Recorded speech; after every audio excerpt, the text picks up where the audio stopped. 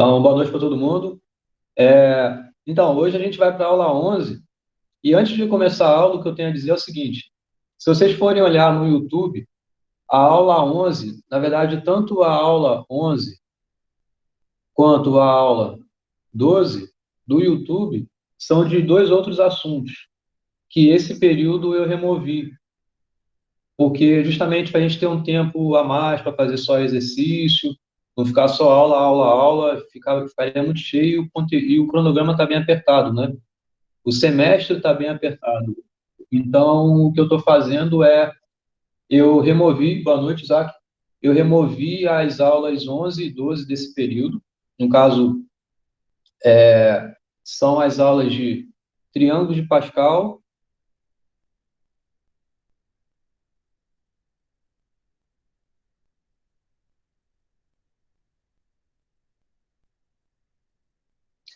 são as aulas de triângulo de Pascal e a aula de binômio de Newton.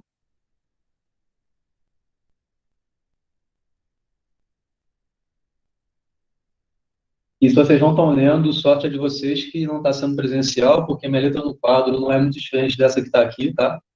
Mas então, essas duas aulas, a aula 11 e a aula 12, são desses dois assuntos que estão no YouTube, e nesse período eu não vou cobrar de vocês, tá? Mas o que eu recomendo, assim como eu falei em alguma outra aula passada, que algum pedacinho dela eu não cheguei a falar com vocês, para que vocês vissem, só para complementar o conteúdo, mas não que vai ser cobrado, eu faço a mesma coisa aqui. Então, se vocês quiserem ver um pouco mais sobre triângulo de Pascal e binômio de Newton, eu recomendo que vocês assistam a aula 11 e a aula 12 no meu canal do YouTube, que lá eu explico esses dois assuntos, tá? Inclusive, não é por acaso que eles aparecem assim nessa ordem, e também não é por acaso que a aula 11 vem depois da aula 10. A aula 10 é sobre aplicações de princípio aditivo e multiplicativo, né? Triângulo de Pascal, binômio de Newton são outras duas aplicações que a gente tem dessa parte de análise combinatória, de princípio aditivo e princípio multiplicativo, tá? Então, e aí, como eu estava mencionando, nesse período, a nossa aula 11 vai ser já sobre esse assunto, técnicas de demonstração, que no período passado era a aula 13, né? Então, lá a gente tinha a aula 11, a aula 12, 13, 14, 15 e 16. Então, essa aula 11 corresponde à aula 13, que está lá no YouTube, tá? Se vocês quiserem assistir rapidinho, é uma gravação, acho que é de nem uma hora, que tem lá sobre essa parte de técnica de demonstração. Então, eu recomendo que assista lá no YouTube, tá? Estão olhando o chat que eles estão falando. Ah, muito obrigado aí, Isaac. Então, o Isaac aí colocou o link já das duas aulas, que aí são de conteúdo só reforçando que eu não vou cobrar de vocês aqui nesse período. Pode falar, Isaac. Foi o Lucas que colocou o link. Foi, Lucas. Ah, pô, foi mal. Foi mal aí, Lucas. Obrigado, muito obrigado, Lucas. Eu enxergo mal de longe, tá? Falou. Então, ok, então essa aula hoje, aula 11, só reforçando então, no YouTube que está lá das aulas assíncronas é da aula 13, tá? Então a gente, 13, 14, 15, 16, vamos mudar a numeração aqui, só para deixar isso bem claro para vocês, tá? Então vamos lá, esse assunto, na verdade, eu posso dizer que técnicas de demonstração é um assunto que vai até o final do curso, tá? Apesar de da aula, daqui a duas aulas, ser uma aula que vai ser sobre indução matemática também é uma técnica de demonstração, tá? Mas nessa aula 11, na aula 12, eu vou tratar de algumas técnicas bem específicas aqui com vocês, e, claro, não só dizer como é a técnica, mas fazer exercícios também com vocês, tá? Bom, então, antes de tudo, eu vou tratar de alguns nomes com vocês que eu acho que vocês já ouviram falar e que pode ter alguma relevância muito grande no futuro de vocês, tá? Que são esses aqui. Conceitos de axioma, proposição, teorema, lema e corolário, tá? Vamos também como fazer uma demonstração desse tipo, que é essa demonstração direta. Demonstração direta, então, é uma técnica de demonstração, tá legal? E aí a gente vai ver como é essa técnica aqui nessa aula de hoje. Além disso, eu vou falar de uma outra técnica, que é a técnica de demonstração por contrapositiva, que é uma outra técnica também que a gente vai ver nessa aula de hoje, tá? Bom, o que é uma demonstração, né? Para falar de demonstração, eu tenho que falar do que é uma proposição, ok? Então, uma proposição é uma sentença que pode ser validada ou não. Uma demonstração é uma sequência de argumentos formais que validam a proposição, certo? Então, você tendo uma proposição sendo algo válido, uma demonstração, então, é uma sequência de argumentos que são argumentos formais, né? Não são achismos, né? Mas são algo concreto, algo que você saiba garantir matematicamente aquilo que você está falando, que vai ser utilizado em cadeia para mostrar, assim, ao final, que uma proposição é válida, tá? Eita. Ah, tá. Então, o objeto básico de uma demonstração é uma proposição. É essa aqui mesmo, a consequência? Isso. Então, você tendo uma demonstração, a demonstração vai se aplicar como uma série de argumentos, né, para validar uma proposição. O axioma é uma proposição especial, tá? É uma proposição que, na verdade, não é demonstrada. É algo que é uma propriedade que não precisa ser demonstrada, na verdade, não é demonstrável. Então, isso é um axioma. A partir dos axiomas, a gente utiliza essas informações para justamente mostrar coisas, tá? Então, o axioma é uma verdade que é inquestionável, então não precisa ser demonstrável. É um ponto de partida para dedução e inferência de outras verdades. E claro que isso depende da teoria que a gente está tratando. O que a gente diz é que existe uma série de axiomas na matemática que, a partir delas, a gente é capaz de mostrar qualquer coisa em matemática. Então, um interesse que às vezes surge aí, que surge, por exemplo, quem estuda muita lógica, é entender qual é o conjunto mínimo aí de axiomas para que, a partir daí, qualquer coisa na matemática seja provada, tá? É algo que é estudado aí, essa teoria, dentro dos axiomas.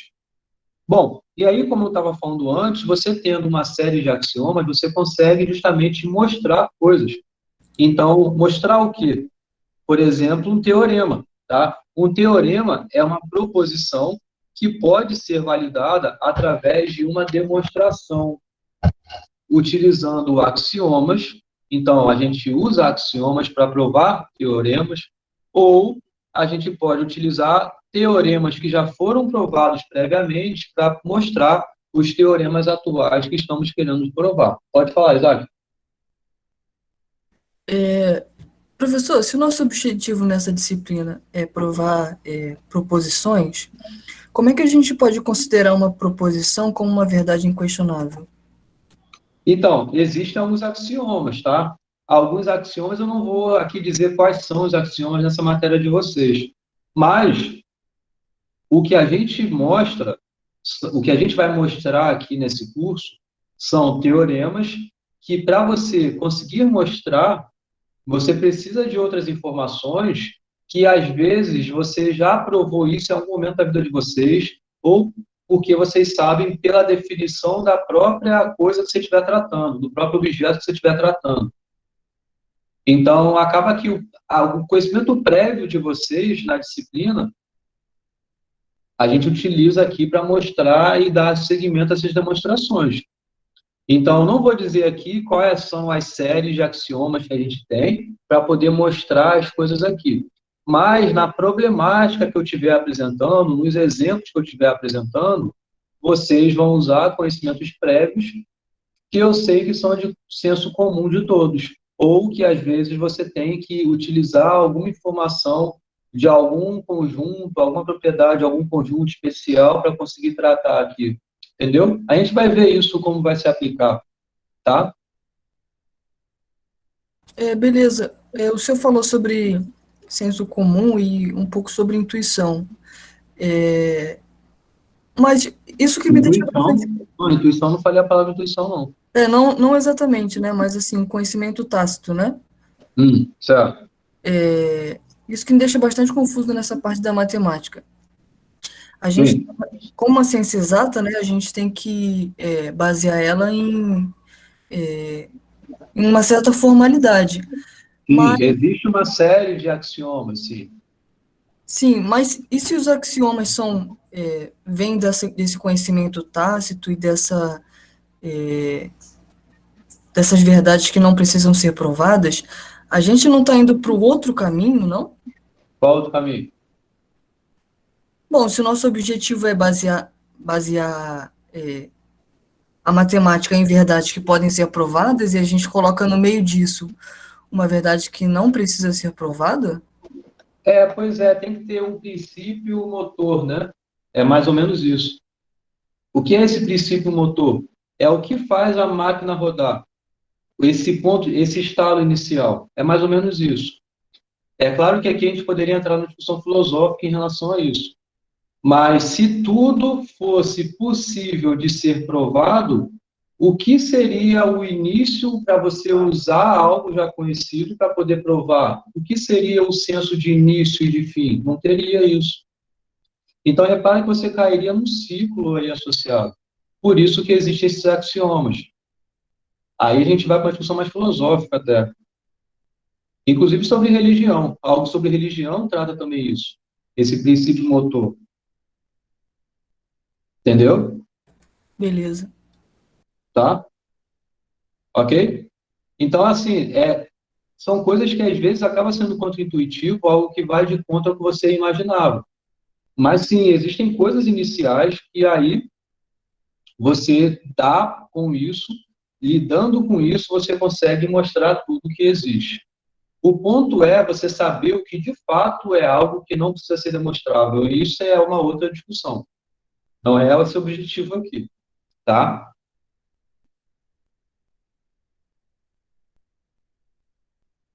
Bom, vou dar seguimento.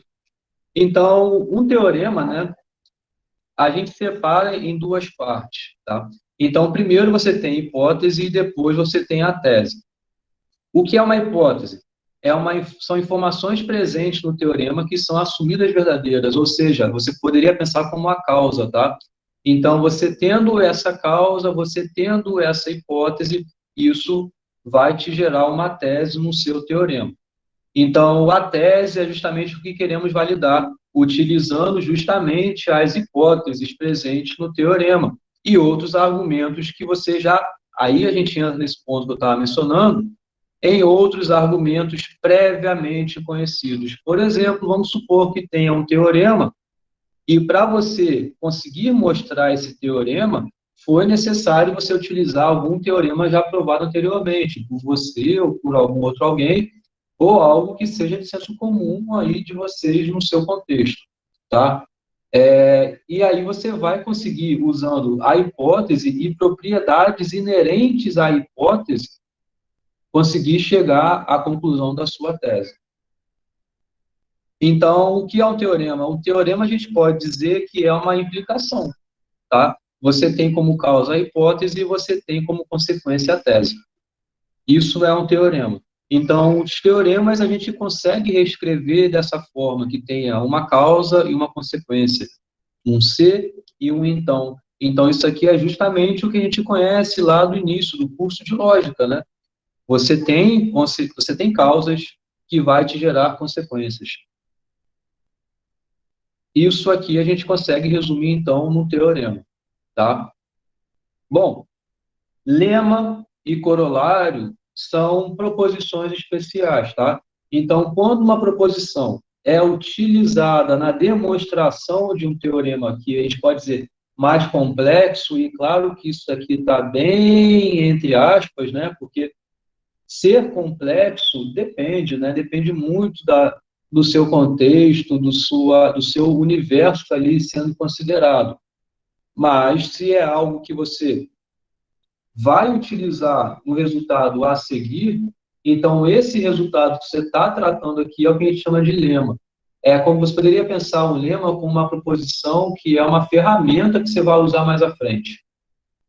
Então isso é o que a gente chama de lema. E é claro, aqui também entra uma subjetividade bem grande. É normal, por exemplo, eu acho que vocês sabem, né?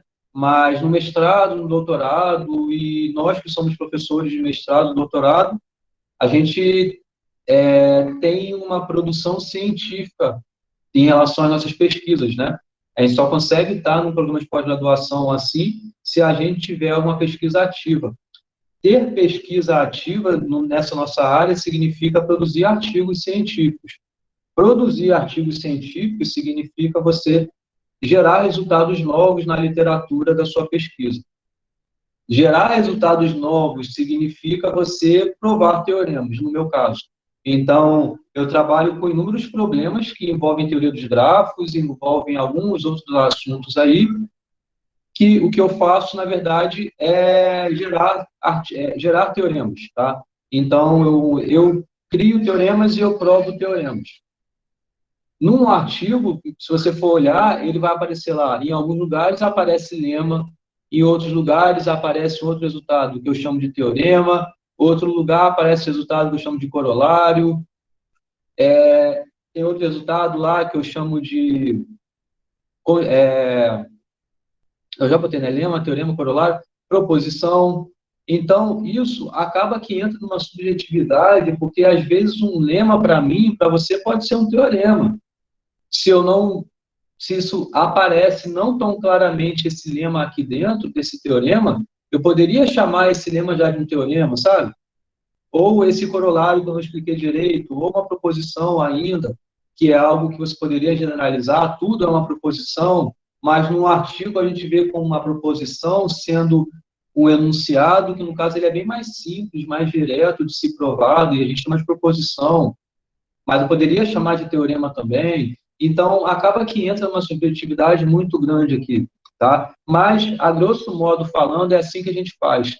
Se é uma proposição que vai ser utilizada na demonstração de algum teorema à frente, ou de algum resultado à frente, a gente chama esse resultado de lema, tá? Agora, se é uma proposição que é uma consequência, e aqui o imediato também eu boto entre aspas, porque ser imediato para um não necessariamente é imediato para outro, mas, de modo geral, é ser imediato, sim, de algum outro resultado. Esse resultado que é imediato, então, a gente chama de corolário. É como se fosse uma proposição simples, muito direta do que você acabou de provar. Entendeu? Um lema você usa à frente. Um corolário é utilizado em relação a algo que você provou ali atrás.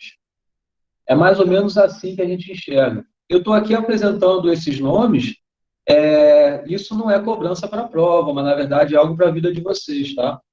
É nesse sentido que eu estou apresentando esses nomes. E aqui eu posso dar alguns exemplos, né? Então, o teorema é esse. A soma dos ângulos internos de um triângulo é 180 graus. Isso não é um axioma, tá? Isso é algo que a gente consegue provar. Por exemplo, utilizando o teorema de Tales, utilizando algumas coisas lá, ângulo raso, sei lá mais o que, consegue mostrar isso daqui. Isso é um teorema. Uma consequência que existe disso é se o triângulo é equilátero, então os ângulos internos valem 180 graus. Você vê como? Pensa que você sabe que esse resultado é verdadeiro. Eu não estou aqui exigindo a demonstração desse teorema. Eu estou apresentando um teorema e dizendo, ó, isso é verdadeiro. Um resultado imediato é esse corolário aqui, que é, se um triângulo é equilátero, então os ângulos internos valem 180 graus. Bom, por que isso é um corolário? O que isso daqui ajuda a gente para mostrar esse resultado aqui?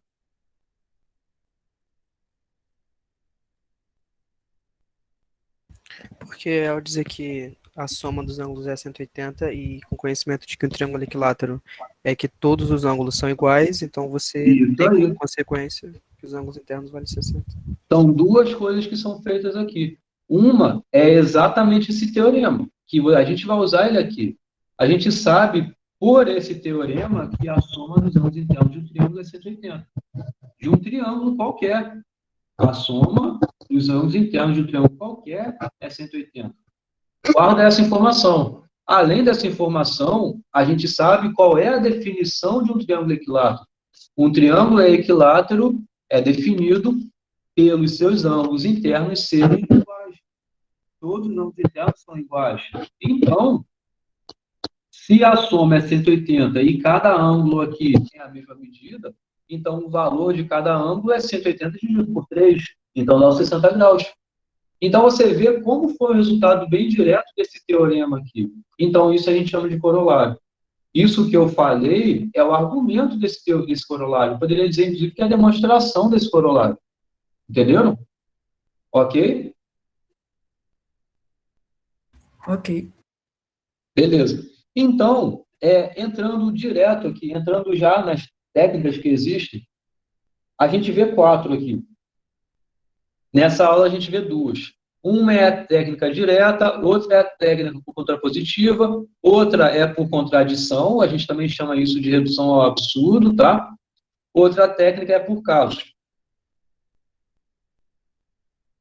Hoje, são essas duas. Quinta, são essas duas aqui. Queira Deus que seja assim, que eu consiga terminar essa aula de hoje do jeito que eu quero, terminar falando disso aqui também. Se eu não terminar isso, vai ficar para a próxima aula. Mas eu acho que vai dar, tá? Então, esse é o meu objetivo. Nessas 2 aulas, ter essas 4 técnicas vistas aí.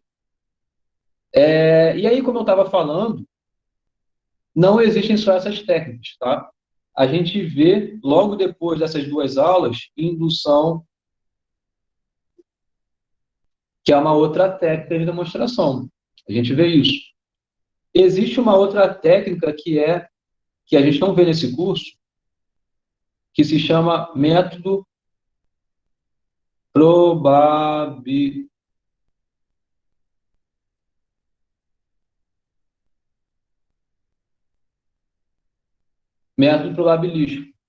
tá? Vocês estão entendendo minha letra? Só um parênteses aí, vocês estão entendendo minha letra? Uhum, dá para entender sim. Tá. Então, o método probabilístico é uma outra técnica de demonstração que a gente não vê aqui nesse nosso curso, mas vocês vão ver aí, eventualmente, ao longo da vida de vocês, tá? Se vocês fizerem teoria dos grafos, por exemplo, comigo, vocês vão ver método probabilístico lá.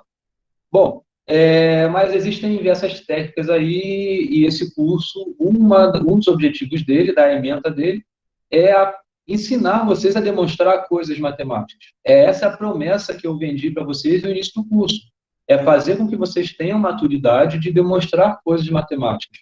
Tá? Então, vamos dar início aqui, e claro que, dado tudo que vocês aprenderam até agora, vai ser útil aqui. Então, uma demonstração direta, como eu estava mencionando, que é um teorema, né, é uma implicação.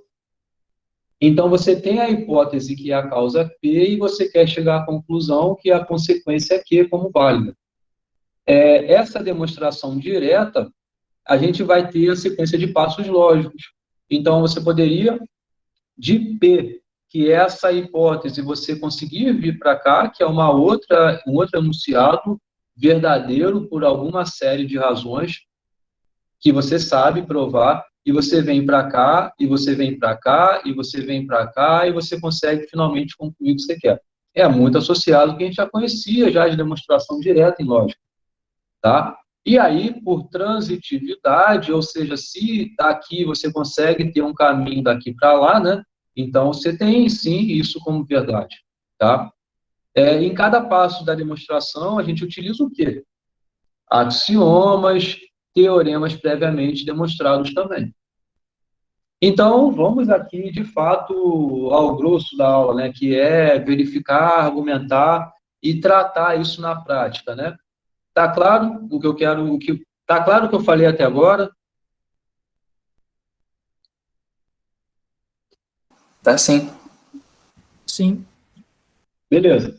Então, tá. Essa primeira proposição, proposição 1, é mostrar que a soma de números pares é um número par. Vocês lembram que eu apresentei um teorema sempre como algo assim? Aliás, teorema não, um teorema, né? Uma proposição de modo geral. É uma implicação. Agora, cadê a causa e cadê a consequência nessa escrita desse enunciado? Vocês enxergam?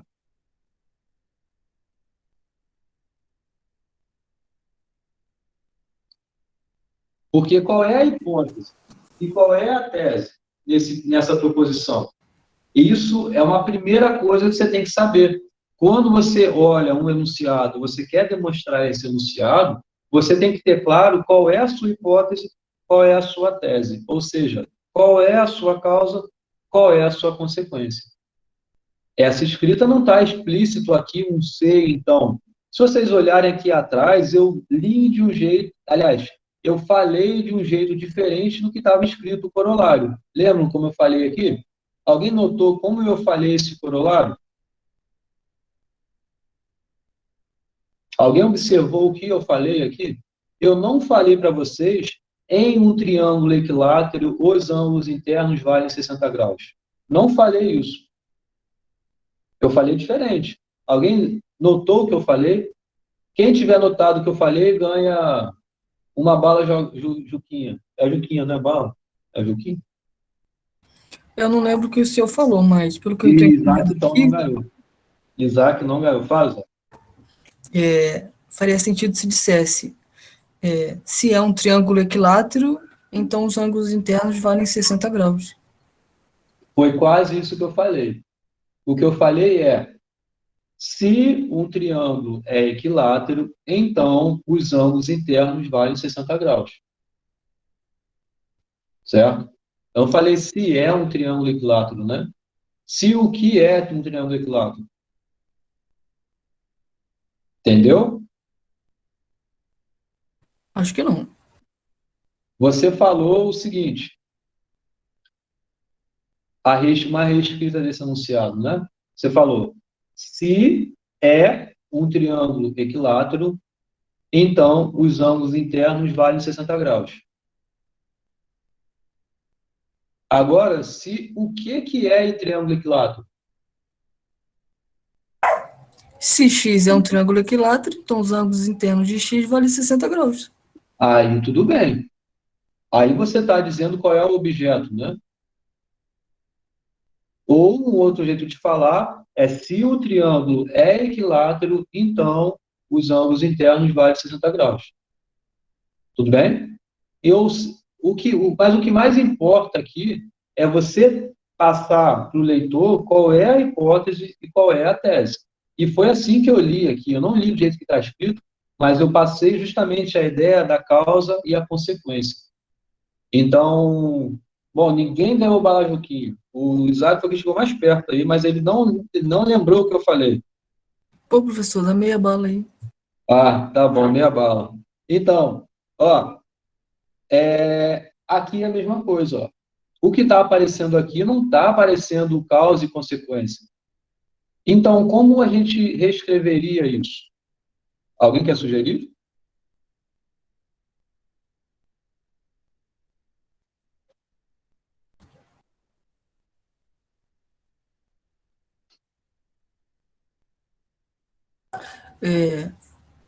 Se dois números são pares, então a soma desses dois números é par. Isso, exato. Isso é importante a gente ter essa noção de causa e consequência para a gente conseguir entender como vai ser a utilização da técnica. Agora sim, Isaac, uma bala Juquinha, tá? Então, é o Opa, quê? Então você ganhou uma bala e meia, né? Então, olha só, uma coisa que é importante você entender, para qualquer proposição, qualquer teorema que você vai provar, é ter bem claro, ó, eu estou falando bem devagar para todo mundo me ouvir, ó, me ouve, ó, tem que ter bem claro qual é a hipótese e qual é a tese, ou seja, qual é a causa e qual é a consequência, mesmo que isso não esteja explícito no seu enunciado. Aqui, nesse daqui, não tem nada escrito ser alguma coisa, então outra coisa. São coisas que aparecem de modo indireto. Por isso que você tem que, primeiro, antes de tudo, ter essa noção. O que é dado, o que você quer. São essas duas coisas. O que é dado para você é a causa. E o que você quer é mostrar que a consequência é verdadeira dada essa causa. Ok? Então, o primeiro ponto é você ter essa reescrita. Né? Você poderia pensar nessa reescrita. Que, é claro, numa demonstração, você não precisa pôr essa reescrita. Você só tem que ter a certeza de como é essa reescrita, tá? Então, e aqui, como de modo didático, né, eu estou apresentando. Uma reescrita dessa proposição é o quê? É você ter a hipótese que dados dois números pares, você quer chegar a essa conclusão que a soma deles é um número par. Bom, essa técnica, então, só para reforçar, né, a hipótese é A e B são números pares, e a tese é A mais B é um número par. Como escrever um número par, né? Para demonstrar isso, como essa técnica é a técnica direta, o que a gente tem que olhar é unicamente para esse pedaço. Olhando para cá, o que isso daqui pode trazer de informação para a gente, às vezes consequência da definição, ou algum teorema anterior, ou algum axioma que talvez faça sentido aqui, alguma coisa você tem que conseguir ir para frente para concluir isso daqui no final das contas, que A mais B é um número par. Para demonstrar isso, é claro, esse é o primeiro exemplo, então não é nada super abstrato, super complexo, mas justamente vocês entenderem essa mecânica. A técnica direta exige que você utilize informações que você saiba sobre a hipótese para aí sim garantir a sua tese. Então, qual é a dica que eu posso dar aqui antes de iniciar uma demonstração? O que significa o número ser par, né? Como é a escrita de um número par. Então, é assim que a gente vai conseguir ir para frente, vai demonstrar, tá? Qualquer número par pode ser escrito como 2 vezes k, né? Para algum k pertencente aos inteiros. Então, isso é o quê? Como a gente sabe que esse, poderia chamar de passo lógico, é verdadeiro? Essa informação é verdadeira por quê? Um conhecimento prévio que vocês saibam do que é a definição do número ser par e o que é a definição do número ser ímpar, né? Então, utilizando essa informação, você vai associar alguma coisa para o seu futuro. Entendeu? Então, qualquer número par pode ser escrito como um múltiplo de 2, né? Pode ser escrito como 2 vezes k para algum k pertencente aos inteiros. Bom, e aí você tem, então, como hipótese, 2 números pares, é o A e é o B. Então, temos que existem k' pertencente aos inteiros e k duas linhas que também pertencente aos inteiros, de modo que se você pegar esse k' e multiplicar por 2, você vai ter o seu A dado da hipótese, e se você pegar o k duas linhas e multiplicar por 2, você vai ter o B dado da hipótese. Muita atenção a essas variáveis que apareceram. A letrinha K aqui, ao K', ao K duas linhas. Muita atenção a isso. Porque se você simplesmente chegasse aqui e escrevesse B como 2 vezes K', assim como o A você tinha colocado antes como 2 vezes K', estaria errado. Você estaria dizendo que A é igual a B, né? Porque você usou a mesma letra, tá? Então, atenção a essa riqueza mesmo de notação aqui apresentada, tá? Essa formalização apresentada. Escreva o texto que fala isso, tá? Então, isso aqui é o texto, ó. Temos que existem K' e K duas linhas, ambos pertencentes aos inteiros, de modo que A é igual a 2 vezes K', B é igual a 2 vezes K duas linhas. A hipótese nos diz isso, né? Bom, e aí fica bem direto, né? A consequência é o quê? Como é, então, a soma? Você quer concluir algo sobre a paridade da soma de A mais B. E o que você tem que fazer, então, é obter a soma. A soma de A com B é simplesmente 2 vezes alguma coisa. Porque é uma soma de 2 termos, onde o 2 aparece em ambos os termos. Então, utilizando conhecimentos prévios que vocês tenham aqui, em conjuntos numéricos. Então, por isso que na aula, acho que a aula 8, quando eu falo sobre teoria dos conjuntos, eu tinha uma parte lá que era falando sobre conjuntos numéricos. E aí eu recomendo que vocês revejam lá, que não deu tempo de eu falar isso aqui para vocês, mas como é algo já de senso comum, de conhecimento prévio, de ensino médio, de ensino fundamental, então não entrei nesse mérito aqui nesse curso, mas que na aula 8 lá no YouTube tem isso lá. Você pode, se você tem o 2 comum em ambos os termos, você bota o 2 em evidência, né? Então, colocando o 2 em evidência, sobrou o K' aqui nesse lado e sobrou o K duas linhas aqui desse lado. Isso garante, então, que esse número A mais B, ele é escrito como um produto onde o 2 aparece na sua decomposição, ou seja, ele é um múltiplo de 2, ou seja, isso é um par. E aí eu escrevi esse 2 vezes 1 em 1K, 3 linhas, né? Porque não é igual a K linha, não é igual a K 2 linhas, mas o K 3 linhas é justamente igual à soma K linha mais K 2 linhas, tá? Então, a soma também é um inteiro, né? Porque a gente sabe também que a soma de inteiros, se você tem números inteiros, a soma desses inteiros é um inteiro, então esse K três linhas também é um inteiro, então A mais B é um número par. Repara como é algo que é direto, mas que exige uma série de afirmações de vocês aí. Entenderam o que eu falei? Uma coisa é você pôr em evidência esse 2. Outra coisa é você garantir que esse número daqui, essa variável K três linhas, é um inteiro. E isso você consegue garantir porque K linha é um inteiro, K duas linhas é um inteiro. Então, a soma de inteiros também é inteiro. Então, por isso, você tem o 2 vezes o número inteiro. Então, você tem que A mais B é o número inteiro e é um número par, porque 2 aparece aí. Entenderam?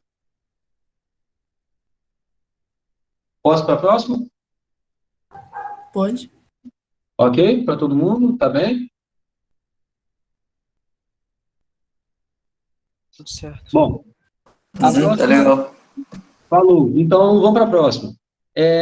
A próxima é a soma de números de paridades opostas é um número ímpar. O que significa paridade oposta? Paridade de um número, você sabe o que significa, né? A paridade de um número significa você dizer se o número é par ou ímpar. Isso é a paridade dele. É você saber determinar isso. Então, qual é a paridade do 2? É par. Qual é a paridade do 3? É ímpar. Tá? Então, você pega dois números de paridade opostas e soma. O resultado é um número ímpar. Então, uma reescrita disso é o quê? Se A é um número par e B é um número ímpar, então A mais B é um número ímpar. Isso é algo que a gente chama de, inclusive, reescrever sem perda de generalidade. É um conceito que vai aparecer um pouco mais à frente para vocês, eu vou apresentar isso melhor, tá? Mas entenderam essa reescrita? Que você pega dois números de paridades opostas. Então, se os números possuem paridades, então os números são inteiros. Entenderam essa parte? Você falar de paridade de números, necessariamente você está tratando com números inteiros. Ok? Certo. É algo que você tem que notar. Apesar de talvez ser intuitivo, é algo que você tem que notar e prestar bastante atenção nisso. Tá? Os números são inteiros. As paridades são opostas.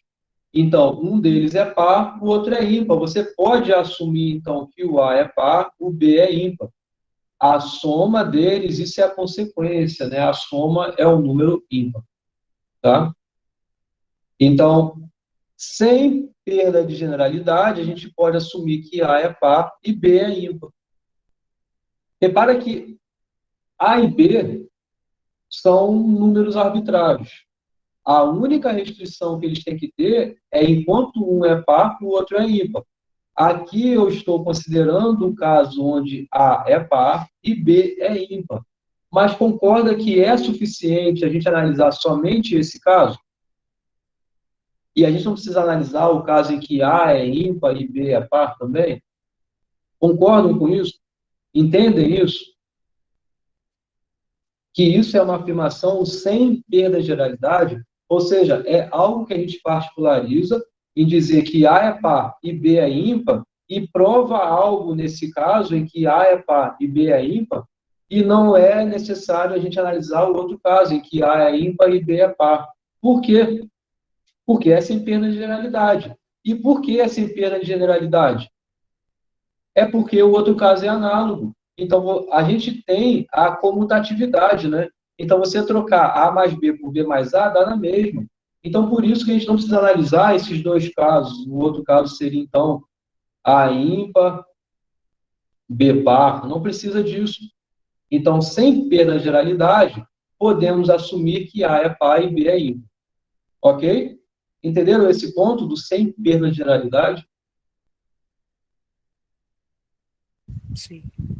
Às vezes, em alguns contextos, não existe esse sem perda de generalidade, e aí é necessário você assumir e tratar esses inúmeros casos que podem ter. Isso faz parte de algo que a gente vai ver na próxima aula, em demonstração por casos. Mas, às vezes, pode aparecer essa particularização e ser geral o suficiente para mostrar o que você quer. Tá? Mas, então, assumindo que A é par e B é ímpar, qual é a hipótese? É A par e B é ímpar. A tese é o quê? A soma dos dois é um número ímpar. Simples assim. E aí eu posso até ir um pouquinho mais direto, porque é muito parecido com o item anterior, né? Com a proposição anterior. Então, bem similar, né? A proposição 1, um número par pode ser escrito como um múltiplo de 2. Então, o A é um 2K. E um ímpar, dado que um par é sempre um múltiplo de 2, um ímpar é sempre um múltiplo de 2 mais 1, né? Isso é algo que a gente sabe desde a nossa infância, né? Depois de um par, sempre é um ímpar. Só que esse par é um 2K, e aí eu chamo de novo a atenção para essas variáveis que eu apresento aqui. A é 2K. Então, você não pode escrever o B como sendo 2K mais 1, e sim como um 2K' mais 1, tudo bem? Porque se eu colocasse 2K mais 1, implicaria do B ser necessariamente um sucessor do A, mas a hipótese não diz isso para a gente. A hipótese diz que A é um par e o B é um ímpar. Agora, se o B está exatamente sucessor do A, a gente não sabe. Então, por isso que a gente pega e escreve. De modo genérico, o A é um 2K para algum K pertencente aos inteiros, e o B é um 2K' mais 1 para um K inteiro aí, algum qualquer aí, ok? Isso é a hipótese. E aqui vai ser bem similar ao anterior, faz a soma dos dois. Fazendo a soma dos dois, você vai ter que A mais B é 2K mais 2K' mais 1, né? E aí, o que aí você faz? Esse pedaço aqui você pode simplificar aqui, ó, você põe ele em evidência, então o K três linhas, no caso, ele é igual a K mais K', e aí você tem, então, que o K três linhas é inteiro, porque o K e o K' são inteiros. Então, a soma... Então, esse pedaço aqui é um inteiro, né, que é um par. Então, a soma de um par mais um é um número ímpar, porque é justamente um múltiplo de 2 mais 1 é o resultado. Entenderam? Acabou aí a demonstração. Ok? Entenderam? Entendi. Uhum. Alguma pergunta, algum comentário?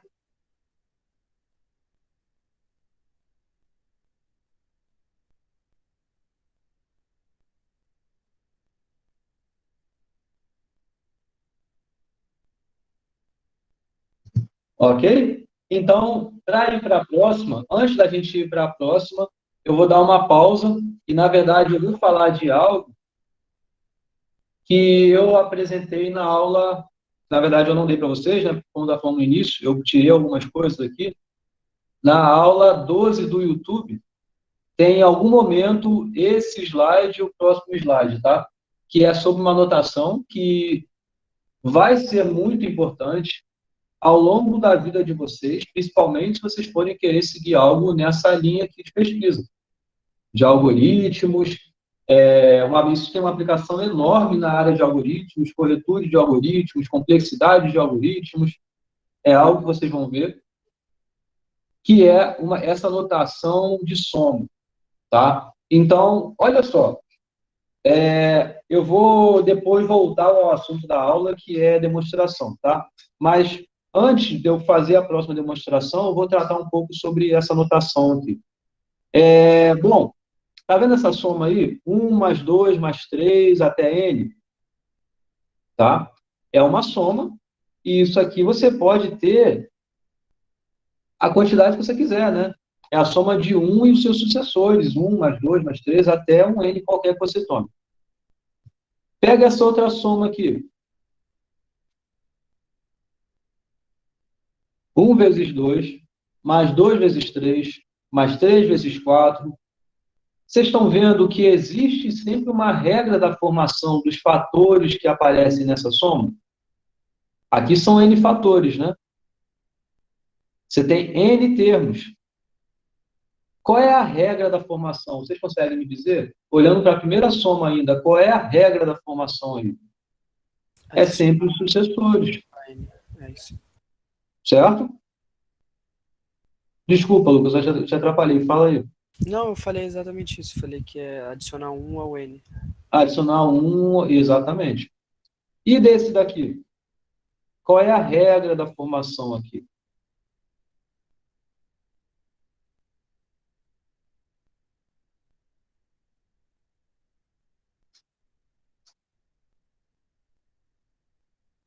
Existe alguma regra aqui?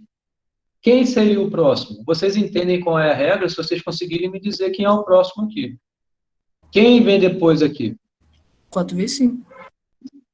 Isso. 4 vezes 5. Então, vocês entendem qual é a regra. É o quê? Sucessor. Tá somando 1 no N também. Exato, é exatamente o que está aqui, ó. Olha a cola aqui. Olha a cola dele aqui. Você tem um termo, aqui é o primeiro termo, segundo termo, terceiro termo, assim por diante, e aqui, por acaso, é o enésimo termo. Nele, você vai multiplicar o sucessor. Essa é a regra. E aqui, qual é a regra?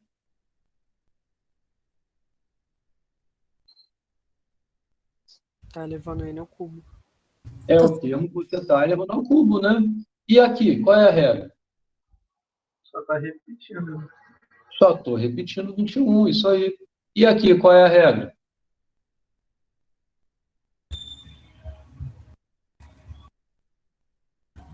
Tá repetindo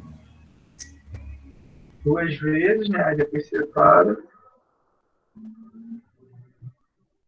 Oi, Paulo?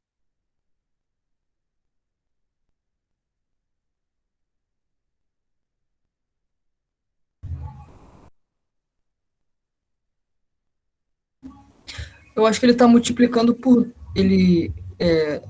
2 vezes 3 elevado a 2, mais 2 vezes 3 elevado a 2, e aí multiplica por 2.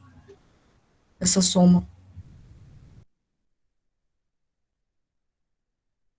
Então, aqui está assim, ó. Você poderia separar nesses dois pedacinhos aqui, por exemplo. Aqui está sempre 2 elevado a 1. Aqui está 3 elevado a 2, 3 elevado a 3. Aqui está 2 elevado a 2, 3 elevado a 2, 3 elevado a 3. Se você quisesse continuar, eu acho que a regra tenderia a ser assim.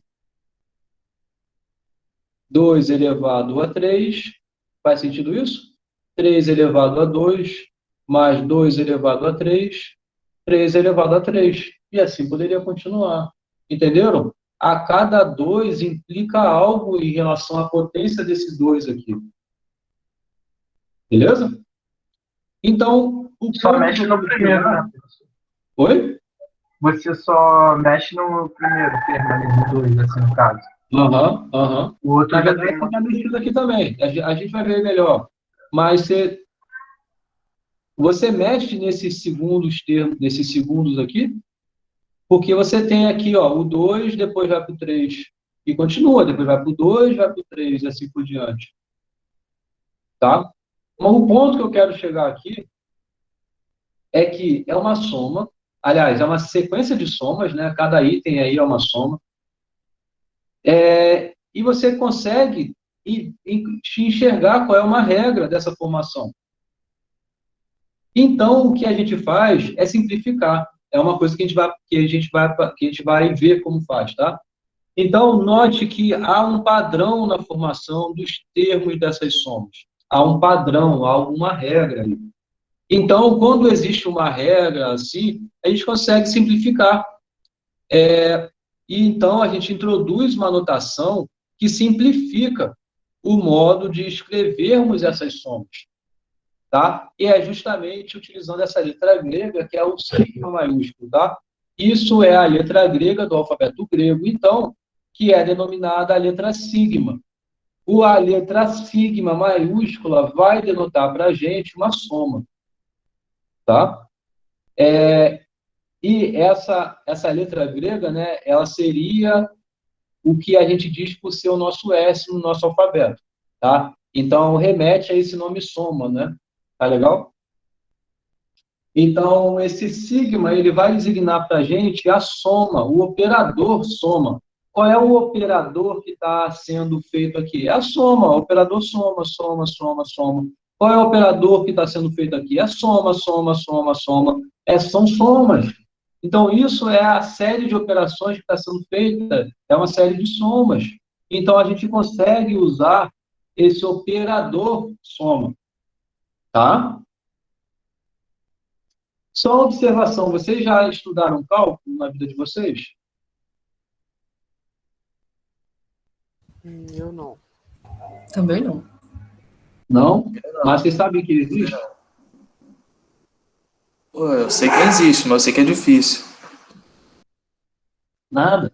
Nada difícil. Olha só, acho que vocês vão ver isso na vida de vocês, né? O integral, derivada. Tem matéria de cálculo para vocês, não tem? Ou Acho não que tem? sim. Tá. Então, se vocês virem em algum momento algum símbolo assim, vocês já viram, aliás? Já sim, o símbolo da integral. Isso é o símbolo da Já integral. vi, sim. Esse símbolo daqui, ele é justamente esse símbolo daqui.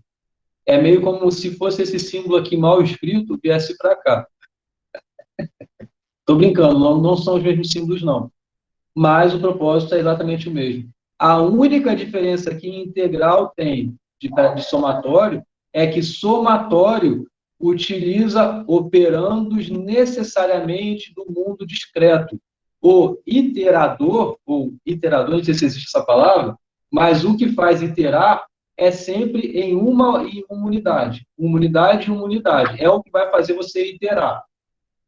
Enquanto que aqui, na integral, você considera iteradores, né, infinitos. Então, aqui a gente considera dentro do número dos reais, enquanto que aqui a gente considera dentro do número dos inteiros. Tá? Quem vem depois do 1 aqui, necessariamente é o 2, depois é o 3, e assim por diante. É o que faz você iterar na sua soma. Aqui não.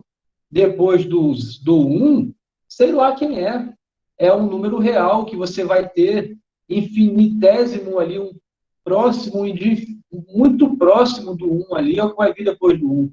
Não vai ser o 2, vai ser 1,0000000, sei lá onde, é algum número que vai ser muito pequenininho. Porque nos reais a gente sabe que existem infinitos termos entre 1 e 2, por exemplo. Então, se tiver aqui um intervalo não integral de 1 até 2, existem infinitos termos aí que você estaria usando na sua soma.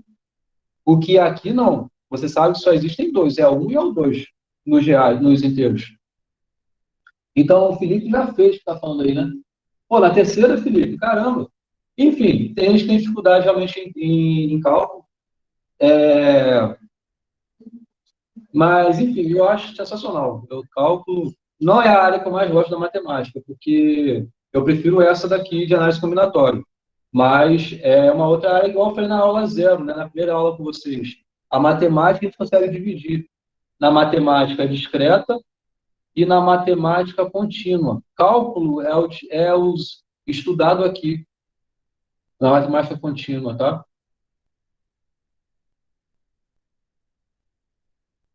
Aqui a gente consegue estudar o que está dentro dos inteiros.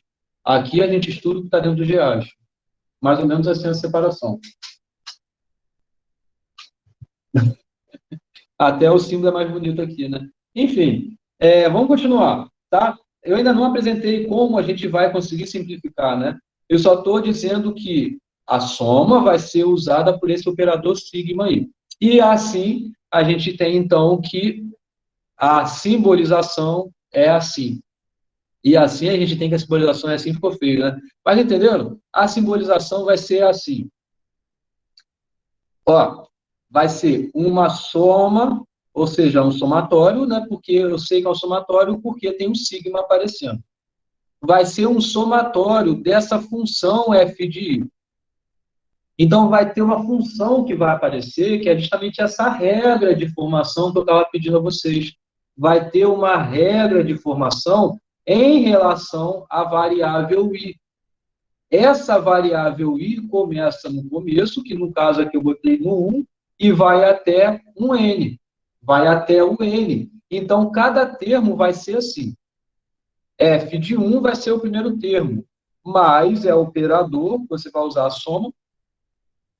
F de 2 é o segundo termo. Porque depois do 2, no mundo discreto, perdão, depois do 1 no mundo discreto vem o 2. Então, depois do 1 vem o 2. Depois é o F de 3. E assim vai. Até o F de N. É isso que significa essa soma aqui. Vamos olhar nos exemplos. Mas uma leitura, então, é isso, tá? Isso é a soma de f de i para i variando de 1 até n. Olhando para os exemplos, então, a gente tem... O primeiro exemplo era essa soma, né? 1 mais 2 mais 3, isso vai até n. Isso aqui, então, é simplificado dessa forma. Você tem um operador, soma, e então, como a gente lê? É a soma de i para i variando de 1 até n. Entenderam? Qual é a função? É o próprio i, ó, porque o i começa do 1, depois você vai iterar nessa variável, vai para o 2, vai para o 3, vai até o n. Entendeu? Aham. Vamos continuar para a próxima. A próxima, olha só, é justamente isso daqui, ó. Você começa com o i valendo 1, né? E o primeiro termo, então, vai ser 1 vezes o seu sucessor, ou seja, i vezes i mais 1. Essa é a sua função. Entendeu? Você vai aplicar a operação de soma, porque esse símbolo está denotando para a gente, e vai iterar. Vai até o i valendo n, ou seja, o último termo aqui. O próximo é a soma dos i ao cubo, onde o i começa do 1 e vai até o n. Entendeu? Essa potência 3, ela vai se manter para todos aqui que aparecem. Certo?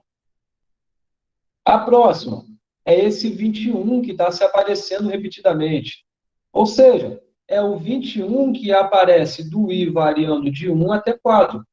Você vê que não tem nada aqui aparecendo i. Não tem. Mas ele é importante para a gente entender o número de fatores que vai ter nessa soma.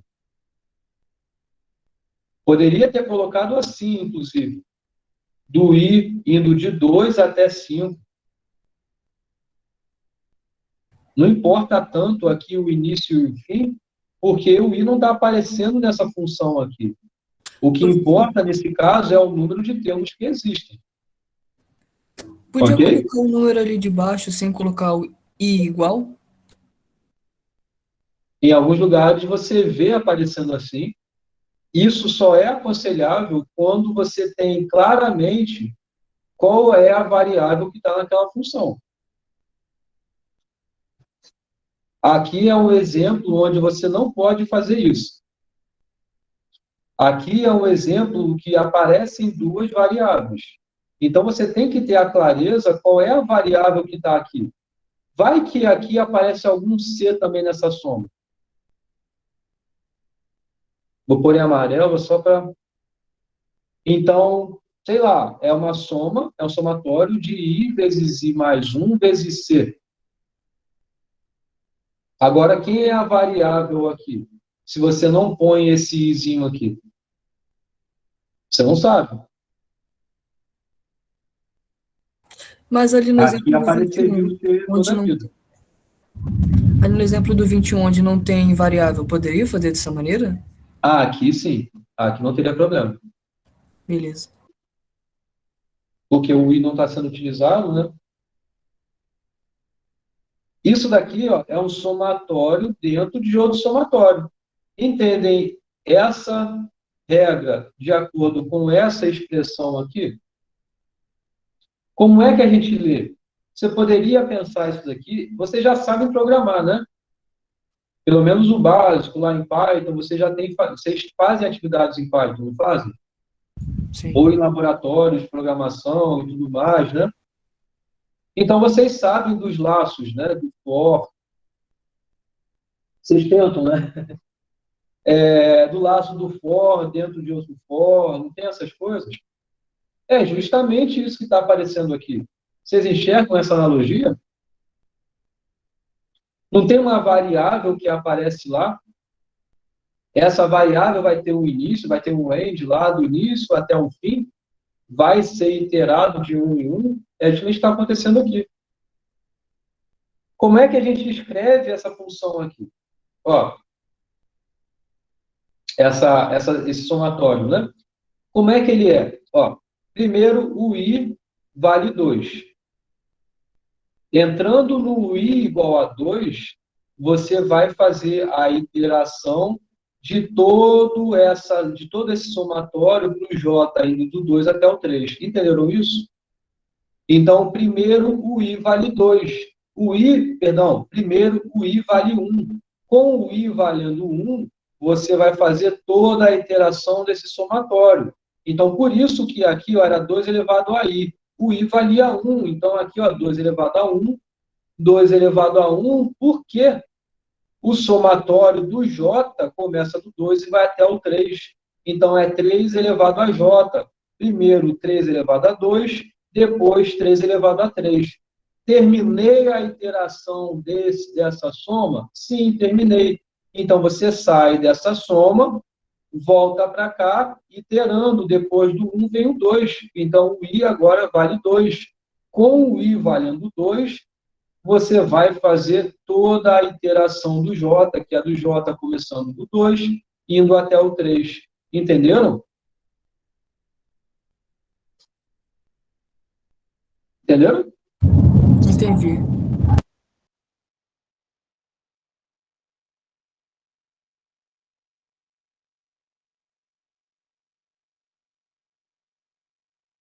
Isso aí. Então, você faz de dentro para fora, né? Na verdade, você vai entrando, né? A ideia é essa. Começa aqui, fixando esse valor, você vem para cá. E você itera tudo aqui. Acabou de iterar tudo aqui, você volta e avança, ou seja, itera nesse seu somatório do mais externo. Beleza? Essa pausa eu só fiz para poder fazer esse exercício. E, claro, não só isso, mas também apresentar um conteúdo que é importante vocês saberem, é essa anotação que vai ser utilizada ao longo do curso aqui agora até o final. Vou utilizar somatório direto, tá? Então, espero que tenha ficado claro. Vamos lá. O que eu quero fazer é mostrar agora essa proposição 3, que é o quê? Primeiro eu quero que vocês leem ela para mim. Antes de partir para a demonstração, tem que entender o enunciado, né? Tem que entender a proposição.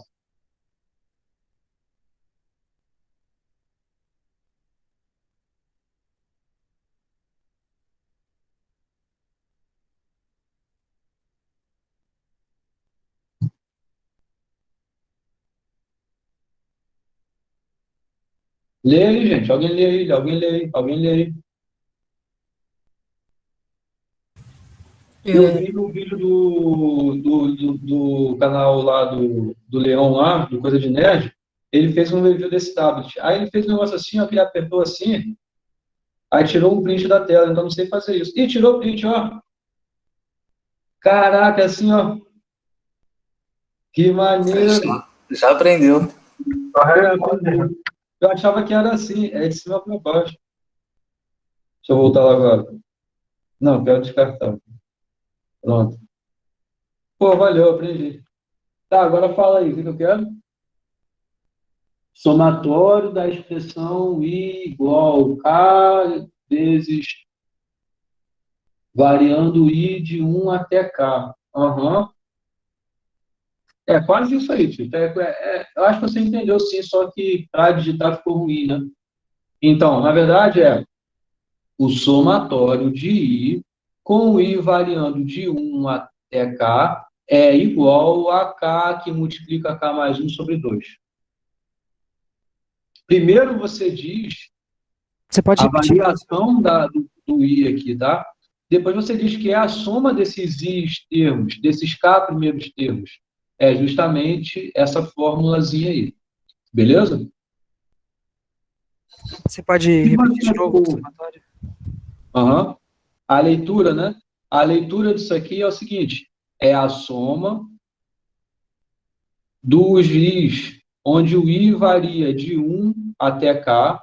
Essa soma é igual a K, que multiplica K mais 1 sobre 2. Se você pôr assim, I é igual a K, que multiplica K mais 1 sobre 2, isso está errado. Porque não é o I que varia, que é igual a K, que multiplica K mais 1 sobre 2. É a soma de todos esses I's onde o I varia de 1 até K. Esse I aqui, ele varia de 1 até K, e é a soma desses I termos, desses K termos. Entenderam? Então, isso aqui não está certo não, tá? Beleza? Então, basicamente, é você ler isso aqui, ó, assim. É a soma de I, então é a soma de I, com o I variando de 1 até K, é igual a K que multiplica K mais 1 sobre 2. Tá? Estou reforçando isso porque é muito importante ter claro, igual eu estava falando no início, né? O entendimento do enunciado. Beleza? Beleza, então é isso que a gente quer. O que a gente faz? Uma dica aqui, então, é desenvolver esse somatório, é entender esse somatório. Reza a lenda, só um parênteses, reza a lenda que Gauss, vocês conhecem Gauss?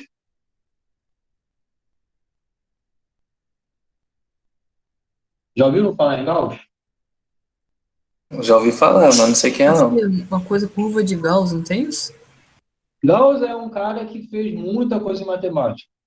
Então, todo estudo de probabilidade, por exemplo, foi iniciado por ele. Inúmeras coisas foi Gauss que desenvolveu. Aí reza a lenda que ele era pirralho, garotinho pequenininho. Aí a turma dele estava super bagunceira lá. Estava lá, só quer saber de zoeira. Aí a professora foi e passou para ele o problema, para eles, né? Esse problema que era o seguinte, era obter essa soma. Eu quero que você obtenha para mim a soma 1 mais 2 mais 3 mais 4 mais 5, para poder dar de castigo para os alunos, porque ela sabia que isso ia demorar muito, obter a soma até 100. Ué, demora para caramba, né? Imagina, 1 mais 2, 3, 3 mais 3, 6, 6 mais 4, 10, 10 mais 5, 15, e fazer isso até 100. Ela pediu isso para eles. Aí, beleza, aí chegou o Gauss lá, e depois de 2 minutos ou 5 minutos, já tinha encontrado para ela qual era a resposta, já tinha falado para ela qual era a resposta.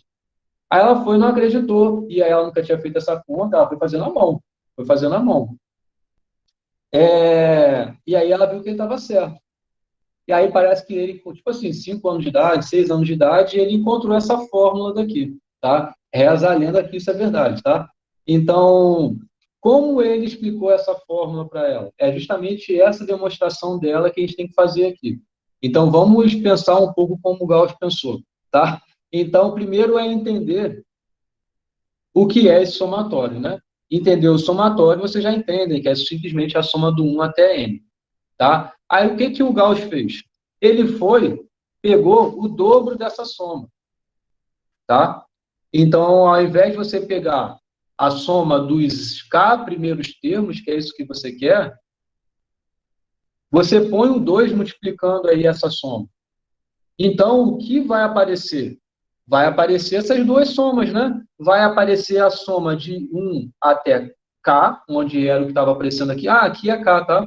Só um typo aí, um erro de digitação. É a soma do 1 até K, né? Então, é o K aqui último, tá? Então, é a soma dos K primeiros termos, mais a soma dos K primeiros termos também. Ok? Tudo bem aqui? Ele só dobrou essa soma. Dobrando essa soma, o que ele observou? Tá, primeiro essa reescrita, né? É para ser K ou aqui N, tá, gente? Desculpa essa anotação aqui que não está muito boa, porque eu estou usando o K aqui e aqui N. Mas vocês estão entendendo? Sim. Vamos simplificar aqui, vamos chamar tudo de N, tá? Eu vou mudar o slide, vai voltar a aparecer K, mas pensa ao invés de K é N, tá? Então, ele foi dobrando isso. O que ele vai ter é a soma de 1 até N, mais a soma de 1 até N. E assim vai, certo? O que ele observou a partir de agora? Ó, então, o que você tem é, então aqui, N, né, só para reforçar aí, é isso, você tem a soma. Vocês concordam que existe a associatividade, a comutatividade na soma? Então, você consegue arrumar melhor essa expressão da direita. É isso que a gente vai fazer e é isso que ele fez. Tá? Então, arrumar essa soma significa que, nesse caso, você pegar 1 e somar com N. Quanto que dá essa soma? 1 mais N. 1 mais N. Agora, você pega o segundo, que é o 2, e soma com o anterior aqui, com o penúltimo. Quem é o penúltimo? N menos 1. Oi? Quem é o penúltimo aqui? N menos 1. Isso, esse cara é o N menos 1, né? Pegando 2, somando com N menos 1, dá quanto? 2 mais N menos 1. Que dá quanto? 1 mais N. N mais 1 de novo. Então, a soma do primeiro com o último deu N mais 1, ou 1 mais N, como você queira. A soma do segundo com o penúltimo deu quanto? N mais 1 de novo. A soma do terceiro com o antepenúltimo vai dar quanto? Esse antepenúltimo daqui é N menos 2, certo? Então, 3 mais N menos 2 dá quanto? N mais 1. N mais 1 de novo. Então, essa sequência de somas vai estar assim, né? Ó, o primeiro com o último, 1 mais N, né? Vocês tinham falado. Aqui, isso daqui. O 3 com N menos 2. E assim por diante, até esse último com esse primeiro aqui, que é o N mais 1, né? Entendendo melhor essa soma, o que a gente observa? Que é N mais 1 que aparece direto. Em todos os termos é N mais 1. Então, isso daqui é N mais 1. Isso daqui é N mais 1, isso daqui é N mais 1 também. O N mais 1 aparece quantas vezes?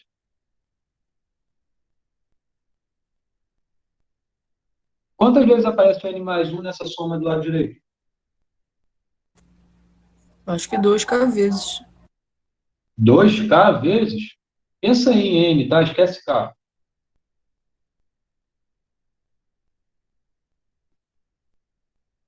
Não é esse valor, não. Ó, qual o jeito de você pensar nisso? Esse 1 vai associar um termo aqui. Beleza? Esse 2 vai associar outro termo aqui. Esse 3 vai associar esse termo aqui. São quantos termos que aparecem aqui? Não é N? Não são N termos que aparecem aqui? Sim. Não é? Isso, é igual o Tito botou já, desculpa, eu só estou vendo agora. Não é N sobre 2, não, que o Oliver colocou. É o que o Tito colocou. Então, você vê, ó, cada termo que aparece aqui vai associar uma soma aqui para a gente. Então, por quê? Esse 1 vai casar com esse último, esse 2 vai casar com o penúltimo, o 3 com o antepenúltimo, até o N casar com esse primeiro aqui. Então, são N termos. Ou seja, justamente a gente vê que existem N termos com valor N mais 1 cada um. Ou seja, 2 vezes essa soma, e aqui só para reforçar é N, né? 2 vezes essa soma, que é o que a gente quer obter, é igual a N vezes N mais 1. Ou seja, a soma dos N primeiros termos é igual a N que multiplica N mais 1 sobre 2. Está aprovado o que a gente quer. Entendeu? Entendeu? E aí, entendeu? Gostaram? Entenderam a sacada? Isso aí é a mesma fórmula de soma de PA, né? Aham, soma de PA. Beleza. A soma de PG também sai de jeito um pouco parecido com esse, tá? Eu recomendo até que vocês façam isso. Bom, o próximo. O próximo é a soma desses 2 mais 2i menos 1 termos, né? No caso, desses i termos, aliás, ainda, né? São i termos que tem aqui, sendo que é a soma de 2i menos 1 para i variando de 1 até k é igual a k ao quadrado. Um outro jeito de você pensar isso é você dizer que a soma dos seus k primeiros ímpares é igual a k ao quadrado. Tá? Então, um primeiro ponto, igual que eu estava falando antes, é entender o enunciado. Se o enunciado é apresentado dessa forma aqui, um jeito que eu acho que facilita um pouco a visualização é você tirar dessa forma e rascunhar um pouco do como é a soma, né? Não sei se aqui aparece, acho que eu já boto direto a demonstração, né? Mas, para facilitar um pouco, imagina como é isso de verdade, como é essa soma, né? O i começa valendo 1, né? Então, 2 vezes 1 menos 1, o primeiro termo é o 1. O segundo termo é 2 vezes 2 menos 1, 2 vezes 2, 4, menos 1, 3. Depois vai ser o 5, depois vai ser o 7, até 2 vezes k menos 1. Tá? Então, são k termos aqui, né? São k termos porque o primeiro termo, k, vale 1. O i vale 1, né? Beleza? Então, a soma desses k primeiros ímpares, termos ímpares, né? A soma dos k primeiros termos ímpares é k ao quadrado. Um jeito de demonstrar isso é utilizar o que a gente acabou de provar, tá? Então, a gente consegue trabalhar com somatório e fica bem direto, mas isso aqui é associado ao que a gente acabou de fazer. Uma coisa que existe no somatório é essa propriedade aqui, ó. Se existe aqui uma soma, uma subtração que seja, né?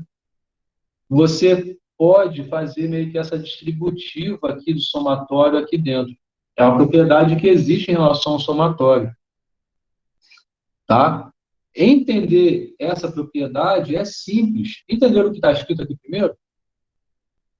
O que significa isso? É 2 vezes 1 menos 1. Mais 2 vezes 2 menos 1. Concordam? Mais 2 vezes 3 menos 1. E assim vai. Concordam que isso daqui a gente consegue separar e deixar 2 vezes 1 mais 2 vezes 2 mais 2 vezes 3 e assim vai. Somente esses primeiros termos aqui. E com isso, fazer justamente a soma desses 1's aqui, ou seja, menos 1, mais 1, e assim por diante, entenderam isso? Então, essa arrumação aqui é justamente isso que é feito aqui. Essa separação, na verdade, um pouquinho pensar essa distributiva desse somatório dentro dessa fórmula. Tá? Então, a gente consegue fazer essa reescrita desse somatório. Fazendo isso, fica bem mais simples, porque, ó, nota que no primeiro somatório, o 2 aparece em todos os termos, não é isso? Aqui, ó, 2 vezes 1, depois 2 vezes 2, depois 2 vezes 3, e assim vai. Isso daqui a gente pode fazer o quê? Põe o 2 em evidência e fica o somatório desse pedaço. 1 mais 2 mais 3, certo? Então, em outras palavras, você pode pôr em evidência isso, que aí vai ficar O somatório de 2i é a mesma coisa do que 2 vezes o somatório de i. Enxergaram isso? Se existe alguma constante multiplicativa dentro do somatório, você pode pegar essa constante e jogar para fora. Que, em outras palavras, pensando na associação que essa simbologia tem com a soma de verdade, é pôr essa constante em evidência, porque ela vai aparecer em todos os termos. Entenderam o que eu falei?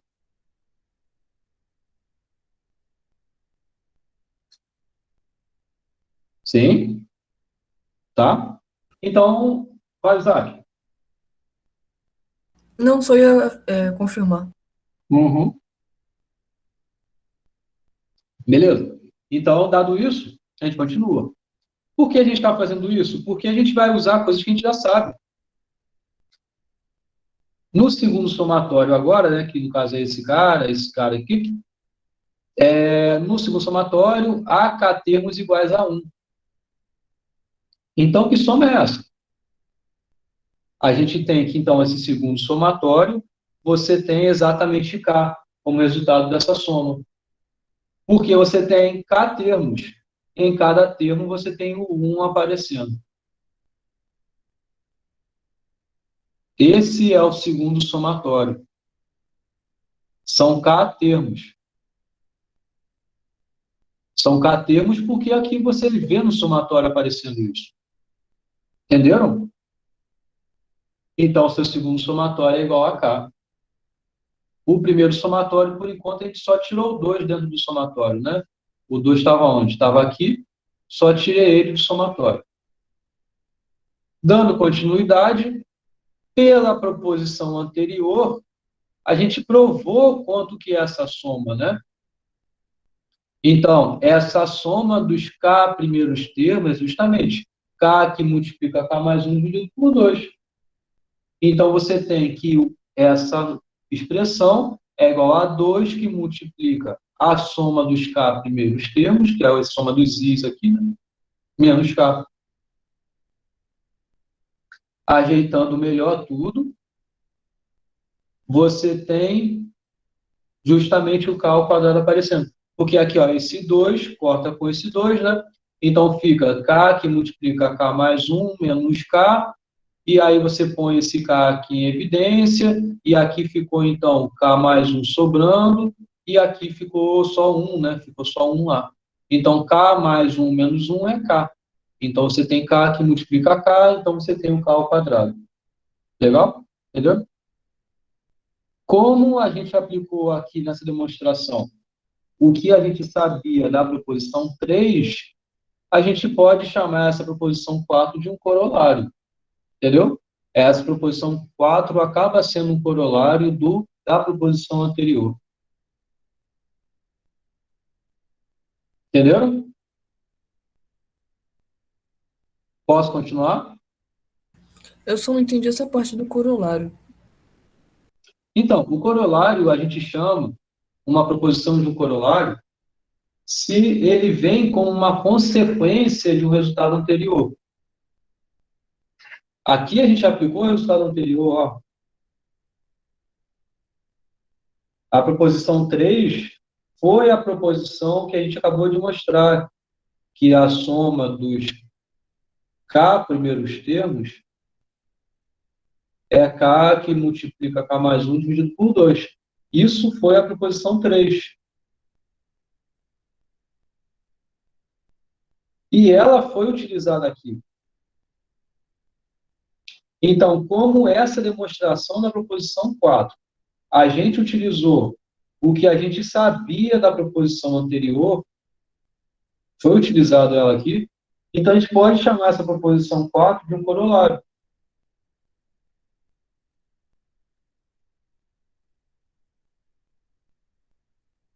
Beleza, mas aí acabaria ficando igual a proposição 3, né? Porque, no final das contas, a gente tem igual k ao quadrado na proposição 3. Não, proposição 3 não. Proposição 3 foi o que eu acabei de escrever ali em verde lá. Proposição 3 é essa.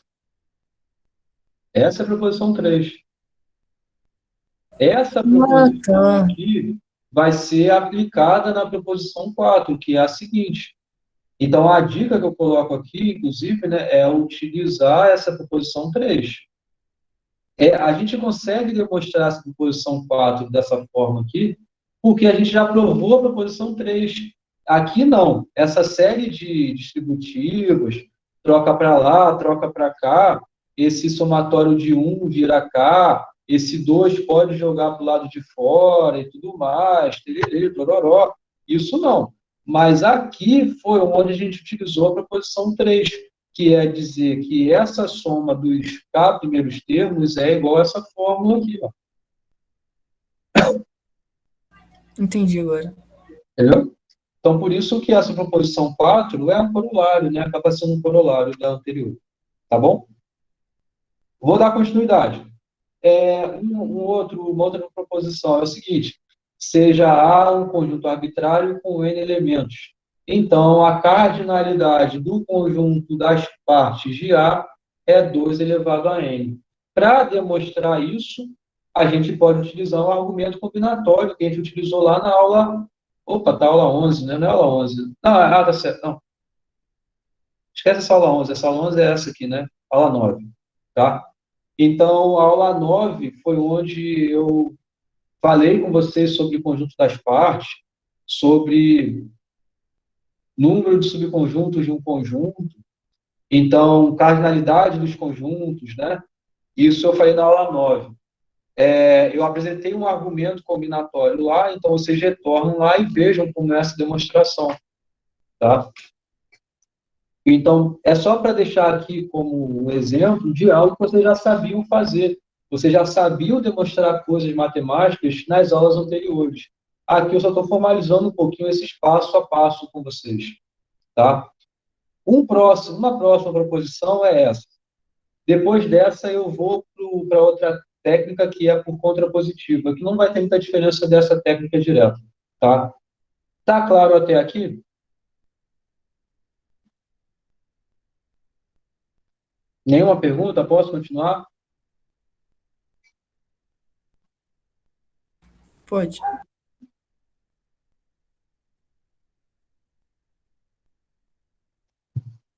Tá. Então, todo número composto n é divisível por um inteiro n1, que é um inteiro aí, que ele tem que satisfazer essa propriedade. Ele é menor ou igual à raiz quadrada de n. Tá, primeiro de tudo, é entender o enunciado. O que ele quer dizer? Primeiro, é algo que você tem como hipótese ter um número n composto. Os números inteiros são classificados em 2. Você sabe me dizer, além de dizer par ou ímpar, a gente tem uma outra classificação. Primos e compostos? Isso. Então, um número ou ele é primo, ou ele é composto. Você viu o jeito que eu falei, né? Ou ele é primo, ou ele é composto. Isso é justamente um ou exclusivo, né? É justamente uma partição que a gente tem aqui do conjunto dos números inteiros. Tá? Bom, o que é um número composto?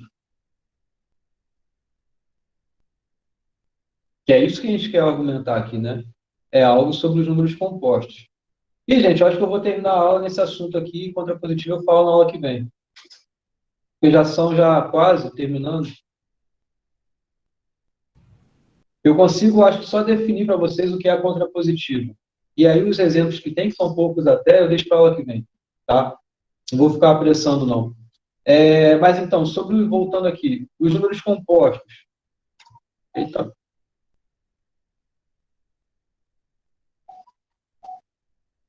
Daniel, Isaac, sei lá quem, mandaram coisas aqui. Isaac? É. Mandou o quê? Ah, não, acho que ele juntou tudo numa mensagem só.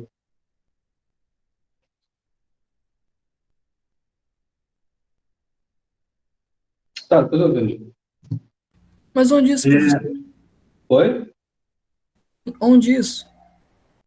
Ah, acabei de receber aqui notificação. Mas eu acho que é porque você mandou alguma mensagem para mim outro dia, e aí acabou que ele repetiu aqui.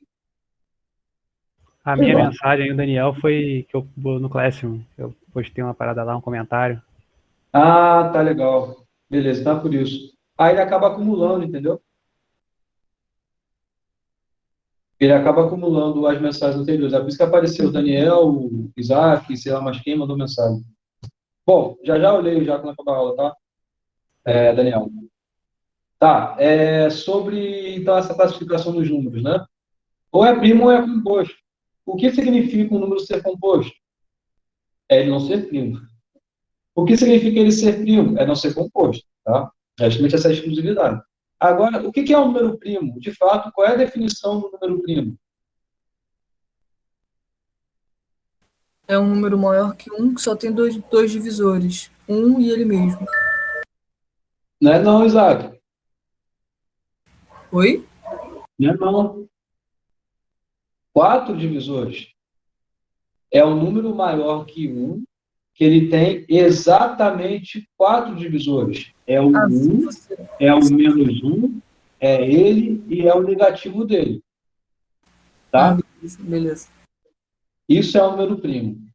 Primeiro ele é maior do que 1, e depois ele tem que satisfazer essa restrição de divisibilidade. Só é divisível por 1, menos 1, ele e menos ele. Então, o 7, por exemplo, satisfaz isso, o 3, o 2, o 11, o 13 e vários outros. Tá? E os outros números são compostos. Agora, o que define o número ser composto?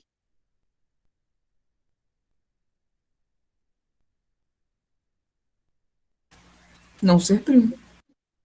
Ah, não, mas qual é de fato a definição do composto? Sem usar o primo aí, ou com a complementaridade do primo. Ele tem mais de 4. 4 divisores. E é maior que Ah, um. tudo bem, tem mais que 4 divisores, né? Em outras palavras, é você falar que o número composto é se ele pode ser decomposto em mais do que um fator primo, certo? Isso é um número composto. Então, o 4, por exemplo, é um número composto, porque ele pode ser decomposto em fatores primos, que é 2 vezes 2, certo? O 36, a mesma coisa, porque o 36, ele é o 2 vezes quanto?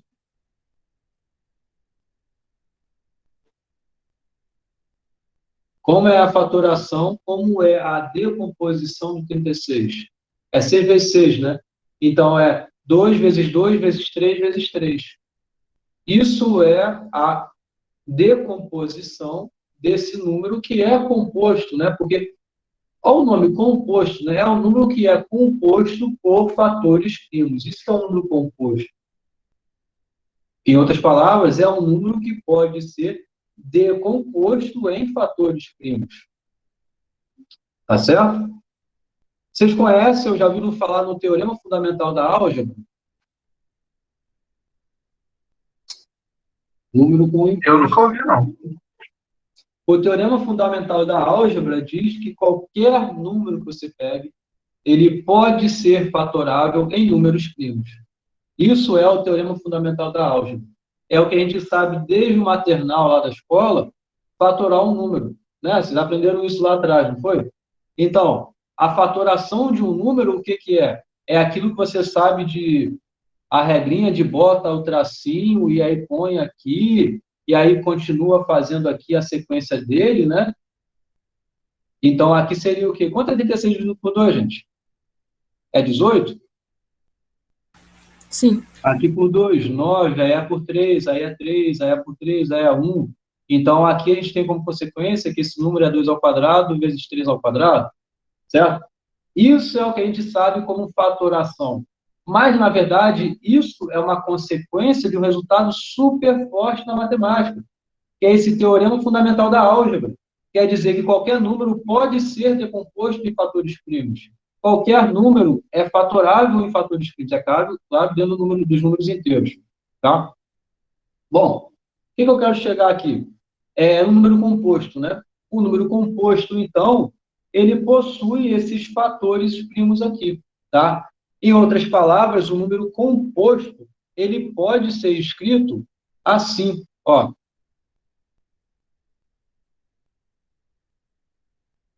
Se um número é composto, então existem dois inteiros, e aqui adotando, sem pena de generalidade, que esse número n é positivo, tá? Então, existem dois termos, que é o N1 e é o N2, em que ambos são maiores do que 1. E, claro, ambos são também menores do que o próprio N.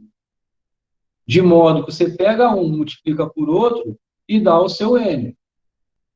Isso é o que é o número composto. É ele poder ser escrito em uma multiplicação de dois outros números, onde ambos os números são maiores do que 1. Porque se ao menos um dos dois é igual a 1, então você tem que o N1 é igual ao próprio N, né? Você não está decompondo em nada aí.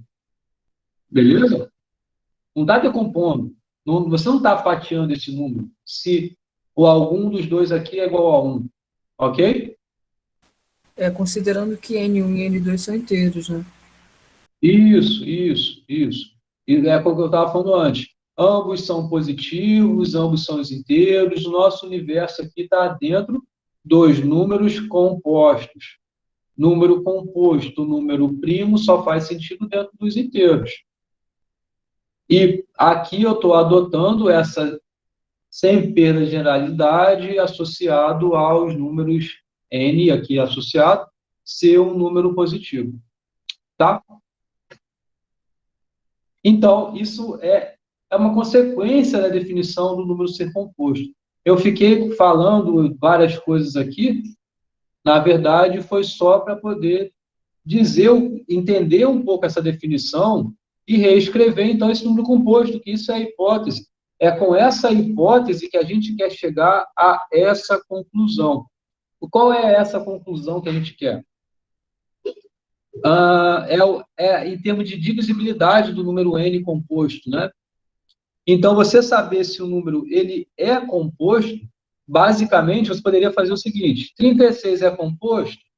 Como você poderia fazer isso? Você poderia sair, vou pensar no 36, vamos pensar no 33. 33 é um número composto ou é um número primo? Não sei. Então, o que você faz? Pega o menor inteiro positivo, maior do que 1, e tenta dividir por ele e ver se dá resto zero.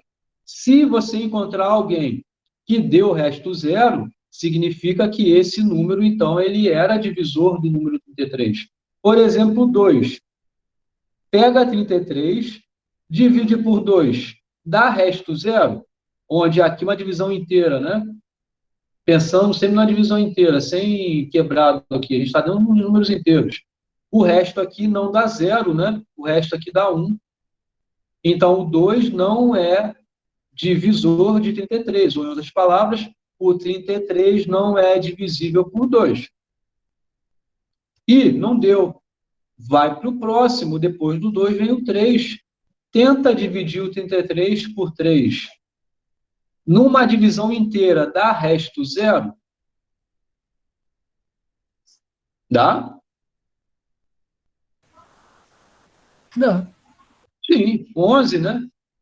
Então, você tem, deu resto zero.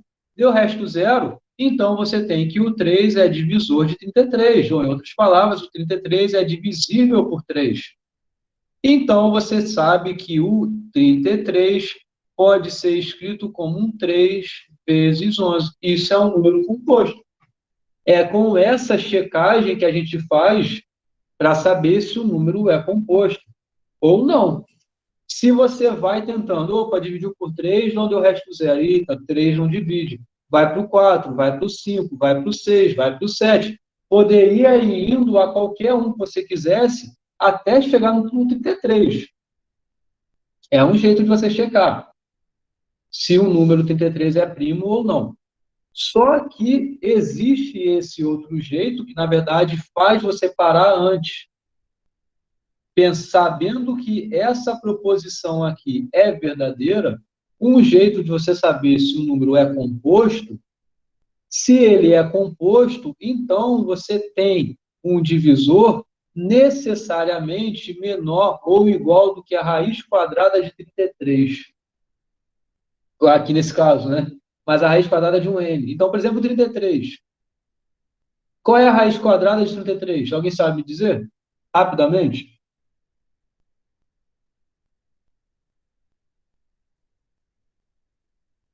Ih, gente, já demorou. Alguma Então, coisa entre 5 e 6, né? Oi? Alguma coisa entre 5 e 6. Perfeito, é isso que eu queria de resposta. É alguma coisa entre 5 e 6. Por quê? A gente tem que 25, a gente conhece a raiz quadrada de 25, que é 5. 36, a gente conhece a raiz quadrada de 36, que é 6. Então, o 33 está aqui no meio. Então, é necessariamente alguém que mora entre 5 e 6. É assim que a gente verifica aproximadamente onde está a raiz quadrada de um número. É sabendo os inteiros mais próximos que a gente tem, qual é o intervalo que ele se encaixa. Tá? Então, para verificar se o 33 é composto, algo que é suficiente você fazer é você verificar dos inteiros que vão do 2 até o 5. Se você fez a checagem da divisibilidade do 33 por 2, 33 por 3, aqui a gente já parou, porque o 3 já deu. Mas vamos supor que fosse algum número que não desse. Se o 33 dividido por 3 não desse resto zero, você continuaria por 4, depois você continuaria por 5, e acabou aqui. Chegou aqui, não deu por nenhum, então isso quer dizer que o 33 não é composto. Porque se o 33 fosse composto, então existiria algum divisor do 33 menor ou igual do que a raiz quadrada de 33. É muito mais rápido você checar até a raiz quadrada do número do que você ficar continuando, e vai para o 6 agora, e não deu, vai para o 7, e não deu, vai para o 8, e não deu, vai para o 9. Entenderam? Sim. Então, por exemplo, você checar se 101 é um número primo ou não, você pode checar até a raiz quadrada de 101. Você sabe que a raiz quadrada de 100 é 10, e a raiz quadrada de sei lá quanto, aqui o 11, vai estar quanto? Quanto é 11 ao quadrado? 121. 121. Então, 101 é alguém entre 10 e 11, a raiz quadrada dele, né? Então, você checar se 101 é primo ou não, basta você verificar entre 2 e 10, se alguém aqui vai ser divisor no 101. Entenderam? Tá. Isso é algo que a gente utiliza uma vez que a gente entende, ou uma vez que a gente sabe essa proposição. O que eu estou querendo agora não é aplicar a proposição, mas é demonstrar essa proposição. Tá? Então, uma vez que vocês já entenderam isso, e eu acho que já fiquei bastante tempo já para fazer vocês entenderem isso, vão para a demonstração. Que primeiro, então, foi essa escrita de número composto, que é, se n é composto, aí a hipótese que a gente tem, o n pode ser escrito como n1 vezes n2.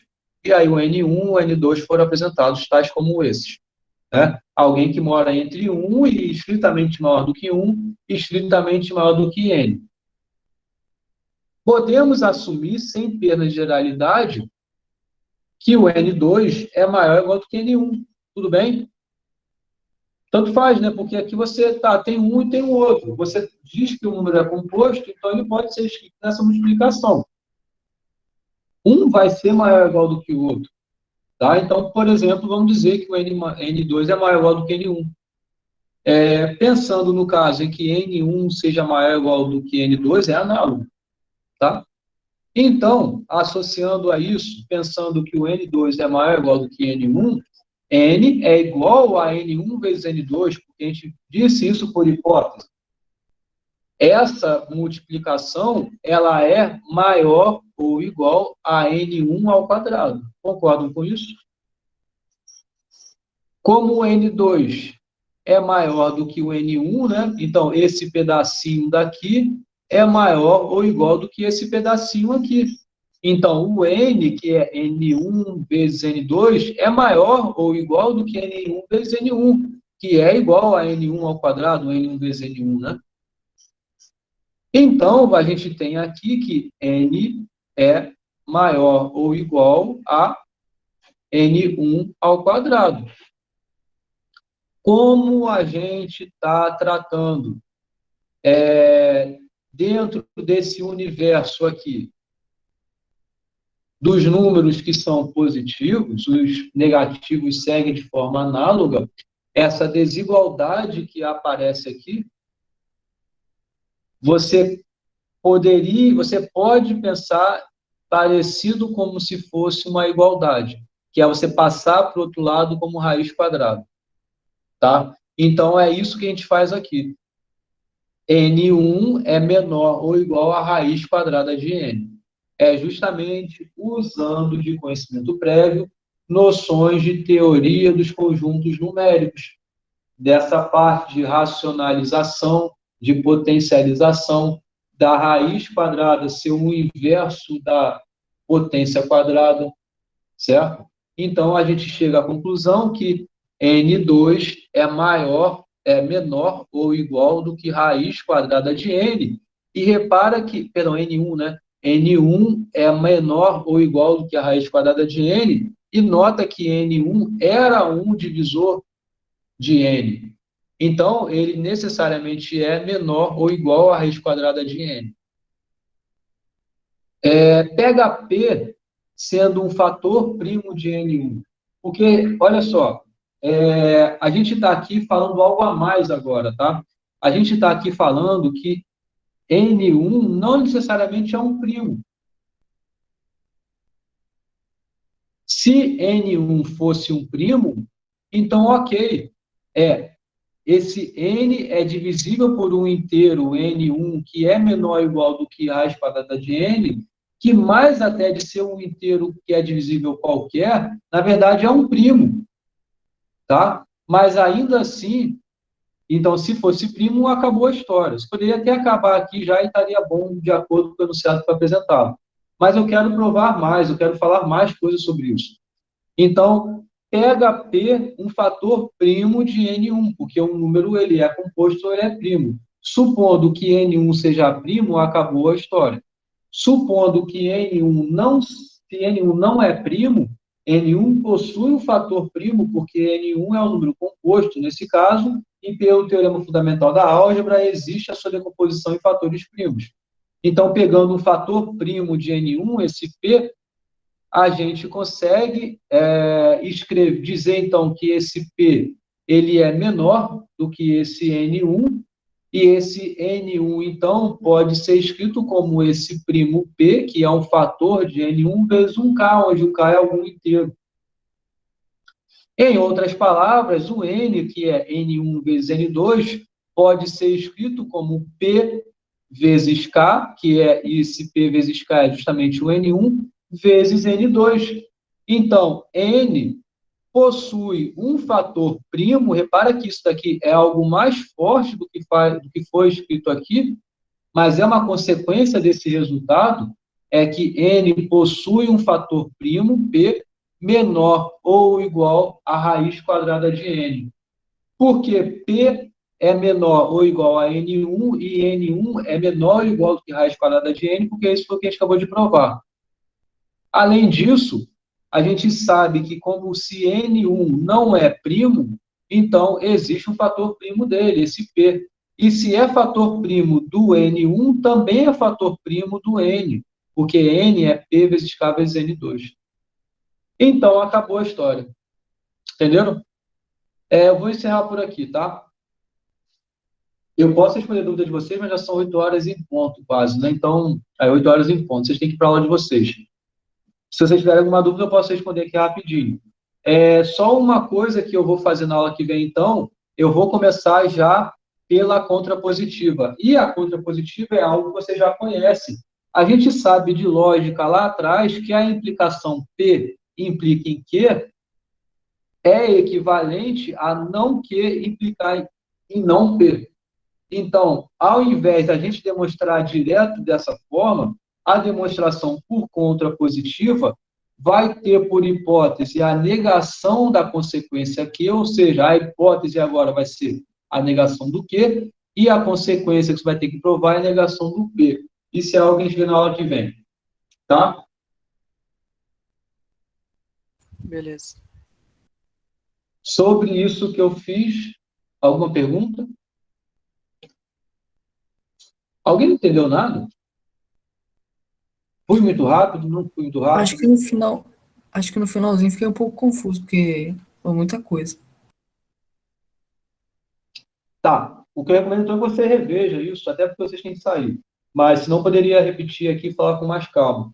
Mas o que você tem que notar, o principal a essa demonstração é aqui. Tá? O que eu faço daqui até aqui é para argumentar algo que é além dessa proposição. É para demonstrar que N, se é composto, então N possui um fator primo menor ou igual à raiz quadrada de N. Esse é o objetivo. Ah, beleza, a primeira parte.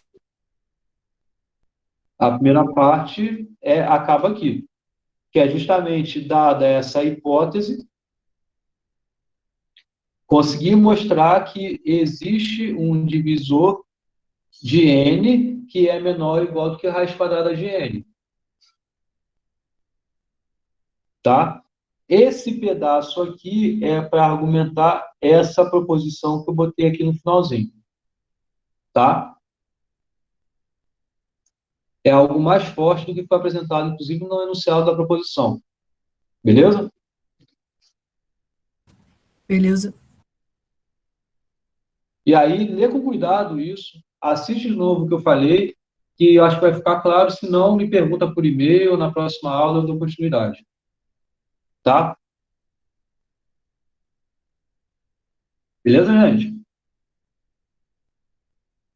Beleza. Beleza, mano. Beleza. Então, falou. Falou, boa noite aí. Boa continuação de noite para vocês, boa aula que vocês ainda têm.